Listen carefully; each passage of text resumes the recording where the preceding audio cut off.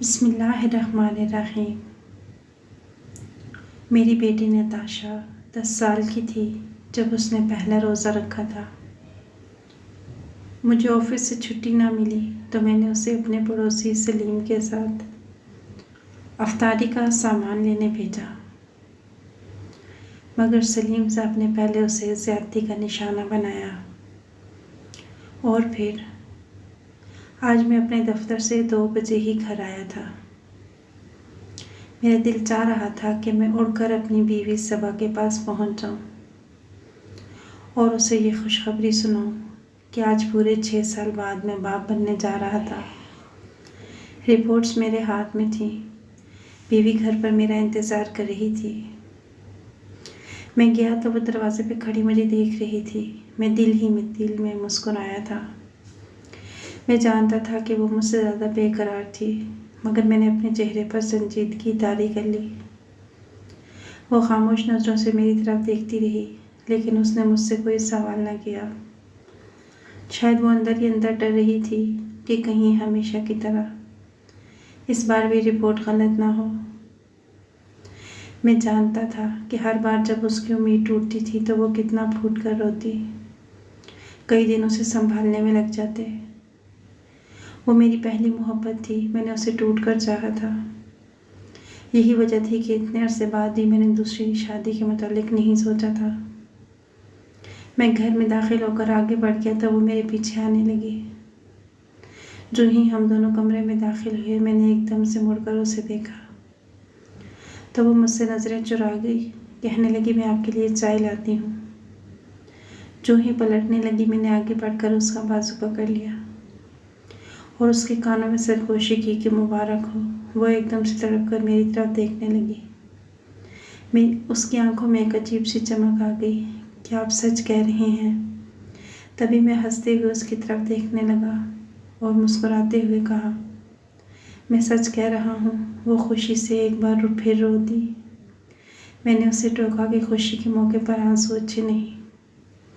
अल्लाह ने हमें बड़े अरसे बाद ये खुशी दी है, इसलिए शुक्र अदा करो। उसने मेरी बात पर सर हिलाते हुए खोए खोए अंदाज में अपनी रिपोर्ट्स को बार बार देखा। अपने सीने से लगा लिया, या अल्लाह तेरा शुक्र है। चलो आओ अम्मी के पास, उन्हें भी ये खुशखबरी सुनाते हैं। उन्हें तो हमसे ज़्यादा इस खबर का इंतज़ार है। उसने चमकती आंखों से मेरी तरफ देखा। औलाद की खुशखबरी सुनने के लिए हम दोनों मियाँ बीवी कांटे की तरह सूख गए थे, लेकिन मेरी अम्मी भी इस खबर को सुनने के लिए बेताब थी।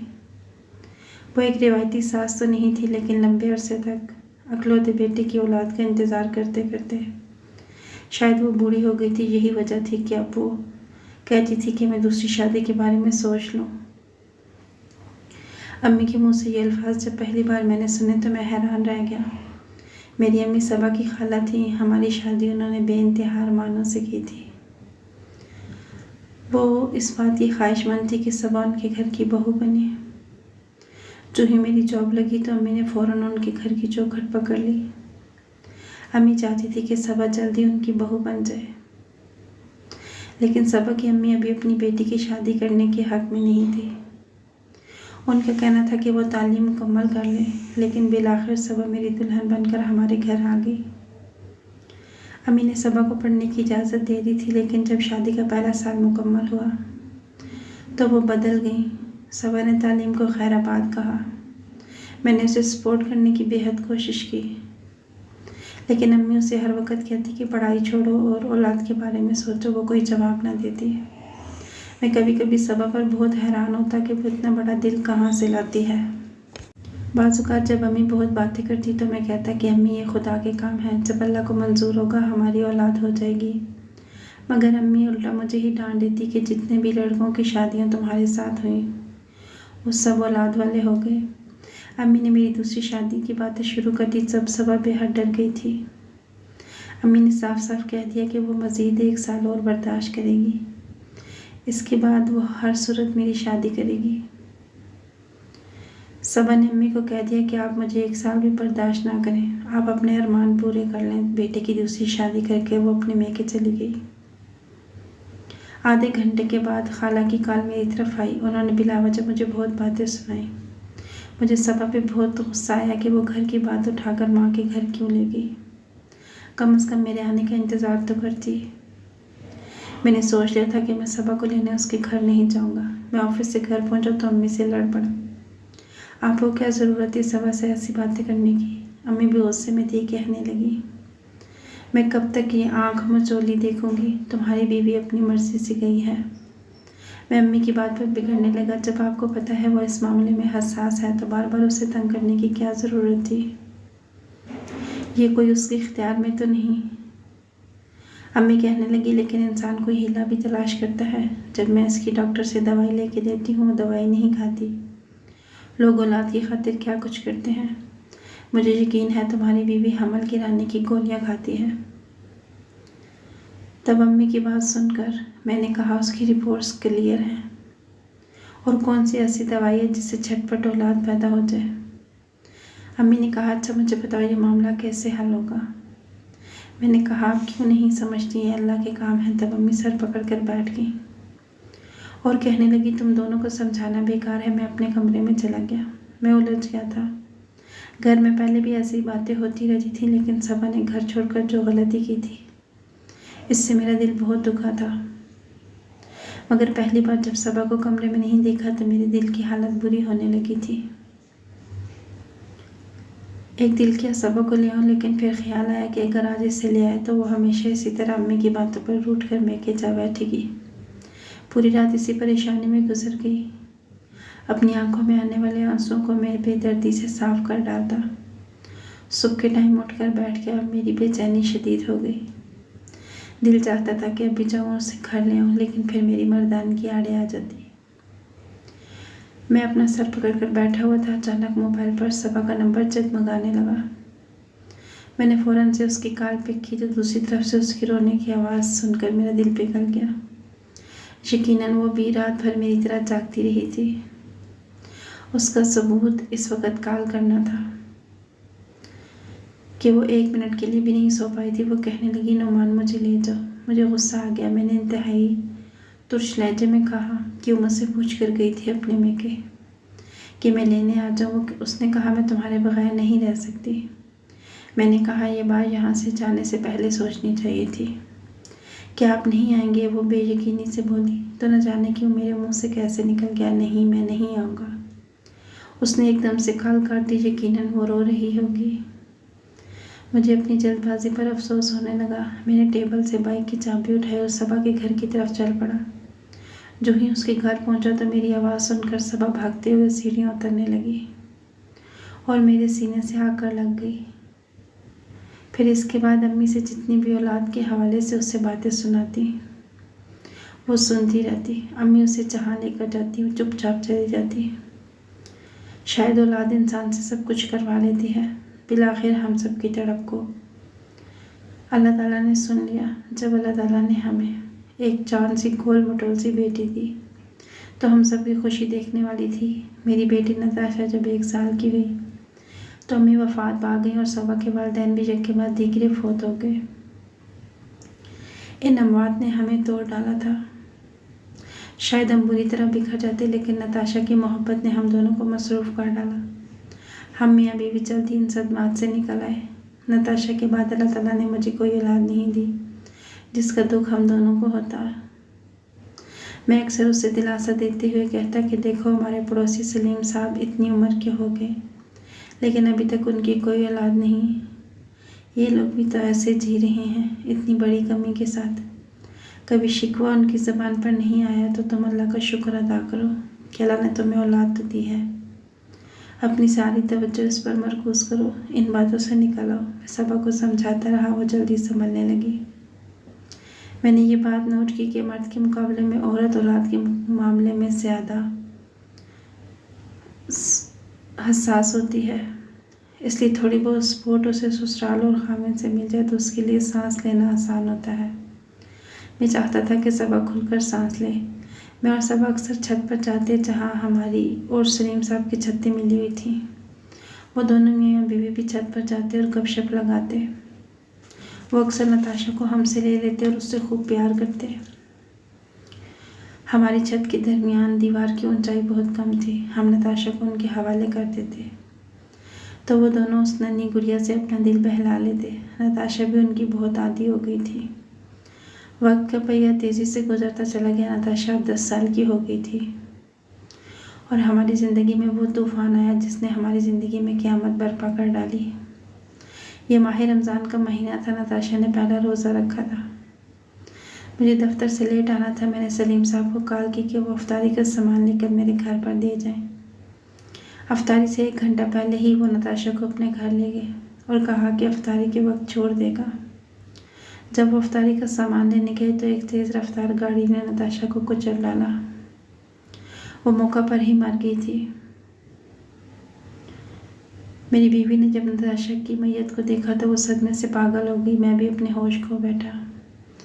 नताशा को मैंने अपने हाथों से कब्र में दफनाया था। मेरी तो दुनिया ही उजड़ गई थी। मुझे समझ नहीं आती थी कि मैं अपने घर के निज़ाम को कैसे चलाऊं। इस दौरान सलीम साहब और उनकी बीवी ने हमारा ख्याल रखने की बहुत कोशिश की। एक दिन सलीम साहब की बीवी ने झिझकते हुए कहा, सबा को आप मेंटल अस्पताल में दाखिल करवा दें ताकि वो ठीक हो जाए। लेकिन मैंने उसकी तजवीज़ रद्द कर दी क्योंकि मैं सबा के बगैर एक पल भी नहीं रह सकता था। मैं डॉक्टर से उसका इलाज करवा रहा था लेकिन सदमा इतना गहरा था कि वो अपने हवास में नहीं आ रही थी। इस वाक़ये के ठीक 1 माह के बाद सबा ने कहा कि एक आदमी नताशा को छत पर ले गया और बुरी तरह से रो रही है, आप जाकर ऊपर देखें। तब मैंने उसकी बात पर रो दिया। मैं उसे कैसे समझाता कि मैं तो उसे मन्नो मिट्टी तले दफना चुका हूँ। ये बात मैं उसे कितनी दफ़ा बता चुका था लेकिन उसकी समझ में नहीं आती थी।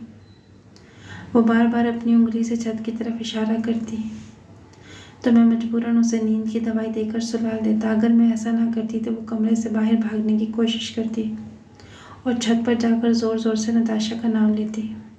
अक्सर यह ऐन उस टाइम पर होता जिस टाइम नताशा का इंतकाल हुआ था। अक्सर वो हाथ जोड़कर मुझे कहती कि वो बहुत समझदार बच्ची थी।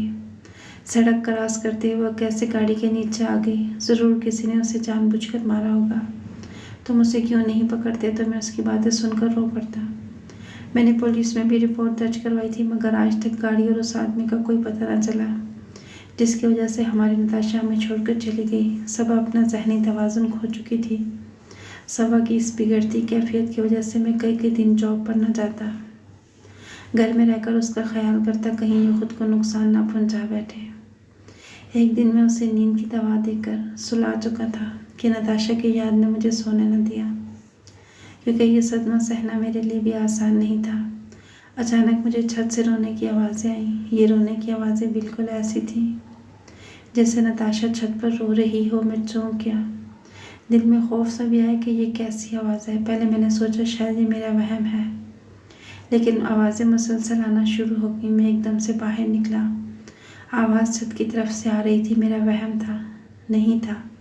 छत पर नताशा रो रही थी। मैं भागकर छत पे गया तो सामने सलीम साहब मौजूद थे जो हाथ जोड़कर दीवार की तरफ मुँह करके ऊंची ऊंची आवाज़ में रोते हुए नताशा को पुकार रहे थे और माफ़ी मांग रहे थे। मैं दुखे दिल के साथ उनके करीब गया तो वो एकदम से डर कर पीछे हटे, फिर अपने बाल पकड़कर खींचने लगे। खुदा का वास्ता है मुझे इस अज़ियत से निकालो, नहीं तो मैं मर जाऊँगा। नताशा मुझे जीने नहीं देती, रोज़ मुझे डराती है। मैं इस खौफ से मर जाऊँगा। नताशा से खौफ, मुझे माफ़ कर दे। मैं उसे मारना नहीं चाहता था, मैं उससे ज़्यादती करना नहीं चाहता था लेकिन उस दिन वो बहुत खूबसूरत लग रही थी। पता नहीं कैसे मुझ पर शैतान हावी हो गया। मैं उसे तुम्हारे घर से अपने घर ले आया। ऊपर छत पर जाकर उसे ज़्यादती करने की कोशिश की मगर वो डर कर रोने लगी। कहने लगी मैं अपने पापा को बता दूंगी। बस मैं इसीलिए डर गया था। जब अफ्तारी का सामान लेने गया तो एक तेज़ रफ्तार गाड़ी के सामने मैंने उसे खुद धक्का दे दिया था। उसमें गाड़ी वाले का कोई कसूर नहीं था। फिर मेरे देखते ही देखते वो मर गई लेकिन तुम्हें ये सब पता ना चल सका। मैंने सोचा कि मेरा जुर्म छुप जाएगा लेकिन नहीं। मेरे ज़मीर का बोझ इतना बढ़ चुका है कि मुझे दिन रात सोने नहीं देता। मैंने इसी जगह पर उस मासूम बच्ची से ज़्यादती करने की कोशिश की थी। मैं हर रोज़ इससे माफ़ी मांगता हूँ। तुम नताशा को बोलो कि वो मुझे माफ़ कर दे। वो हंसियाने अंदाज में चीखने लगा। मैं फटी फटी आंखों से उसकी तरफ देखने लगा। जो वो कह रहा था मैंने वो सारी बातें पुलिस इंस्पेक्टर ने कही तो उसने सलीम को हिरासत में ले लिया। सिर्फ आधे घंटे के अंदर उसने अपना जुर्म कबूल कर लिया। तब मुझे ऐसे लगा जैसे ये जुर्म सिर्फ सलीम साहब का नहीं बल्कि हम दोनों मियाँ बीवी का भी है। हमने इस कदर इन लोगों पर एतबार क्यों किया था? वो इतनी मासूम थे कि उसे इन बातों की कुछ समझ नहीं थी। आज सलीम साहब जेल में अपनी सज़ा काट रहे हैं, मगर मैं अपने दिल के इस बोझ के साथ न जाने कब तक जिंदा रहूँगा। नाज़रीन, इसका फ़ैसला आप पर छोड़ते हैं। क्या मुझे खुद को माफ़ कर देना चाहिए या नहीं? क्या आप भी यूं ही आंख बंद करके दूसरों पर एतबार करते हैं? अगर करते हैं तो खुदारा अपनी बेटियों के मामले में बहुत मोहतात रहें। किसी पर भी हद से ज़्यादा भरोसा ना करें, चाहे वो आपके अपने ही क्यों ना हो और चाहे बेगाने हों। इस बारे में आपकी जो राय है कमेंट्स ऑप्शन में ज़रूर बताइएगा। आपको वीडियो अच्छी लगी तो इसे लाइक और शेयर कीजिएगा। अगली वीडियो तक के लिए अल्लाह हाफ़िज़।